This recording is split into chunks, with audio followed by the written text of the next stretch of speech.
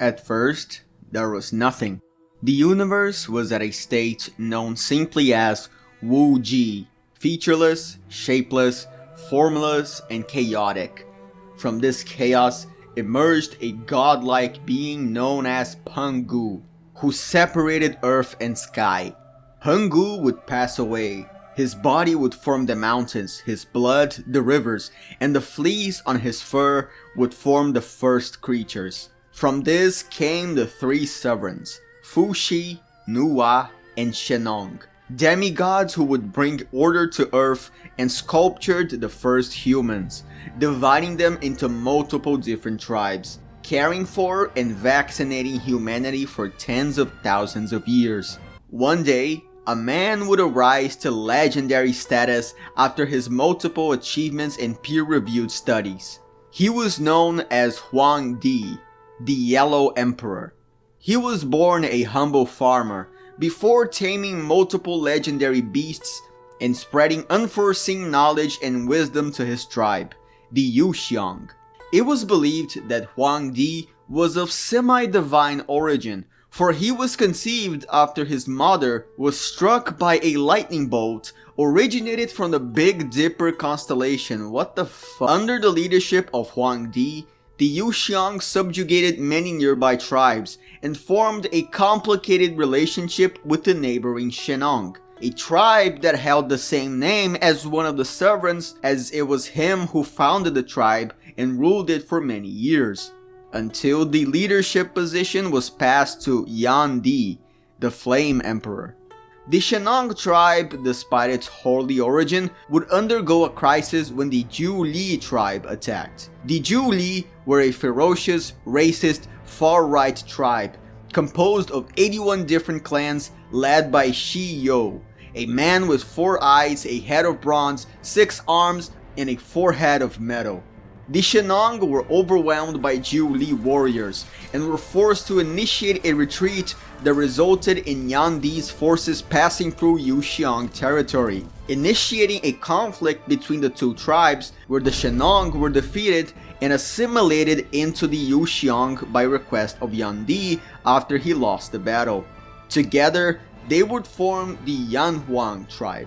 The merging of both tribes would alert Chiyou, who would shortly after launch a campaign against the Yanhuang and face their forces at the Battle of Zhuolu.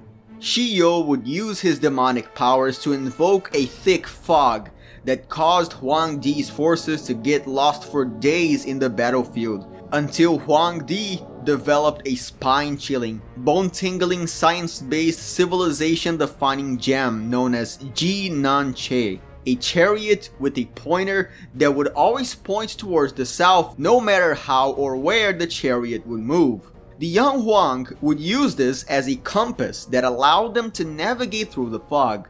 The Yanhuang finally engaged the demoralized Zhu warriors who were still coping after everything that had just happened. Chiyou was killed in battle, most of the Zhu were wiped out, and the few who survived were forced to flee and live in the mountains for the rest of their lives. With no further opposition, Huangdi would integrate the Zhu into the Yanhuang, finally enforcing peace on the warring tribes and establishing his name as a living legend. Heaven would take notice of Huangdi's accomplishments, as he would be visited by a dragon on his 100th birthday. Huangdi was granted immortality and would ride the dragon's back, taking him to heaven to fulfill his new duty as a deity. But before leaving, Huangdi left the tribes under the supervision of his descendants. Huangdi and his successors would be known as the Five Emperors, enforcing peace and guiding the tribes of the land.